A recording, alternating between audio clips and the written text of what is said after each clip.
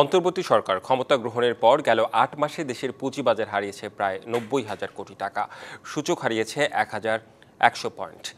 বাজারের এমন চিত্র তুলে ধরে ক্ষুদ্র বিনিয়োগকারীদের সংগঠন বাংলাদেশ ক্যাপিটাল মার্কেটে ইনভেস্টর অ্যাসোসিয়েশন বলছে ৯০% বিনিয়োগকারী পুঁজি হারিয়েছে। শনিবার রাজধানীর পল্টনে ক্যাপিটাল মার্কেট জার্নালিস্ট ফোরামের কার্যালয়ে আয়োজিত প্রেস ব্রিফিংয়ে ইনভেস্টর অ্যাসোসিয়েশনের সভাপতি বাজারের এমন অবস্থার জন্য বিএসইসির চেয়ারম্যান খন্দকার রাশেদ মাকসুদ কমিশন ও অর্থ উপদেষ্টা সালেউদ্দিন আহমেদকে দায়ী করেন।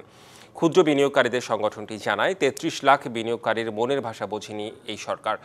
পুঁজিবাজারের উন্নয়নে আগামীকাল প্রধান উপদেষ্টা ডক্টর মোহাম্মদ ইউনূসের সাথে বিএসইসির চেয়ারম্যান বৈঠকের আয়োজন করা হয়েছে, যার কঠোর সমালোচনা করে ক্ষুদ্র বিনিয়োগকারীদের এই সংগঠনটি বলছে, বিনিয়োগকারীদের সাথে কথা না বলে বিগত সরকারের মতোই আচরণ করছে বর্তমান সরকার। ৯০,০০০ কোটি টাকা লুটপাট হয়েছে, কে চেয়ে চেয়ে দেখছেন আপনারা? বেহাল পুঁজিবাজার দায় কার? দায় অর্থ উপদেষ্টা।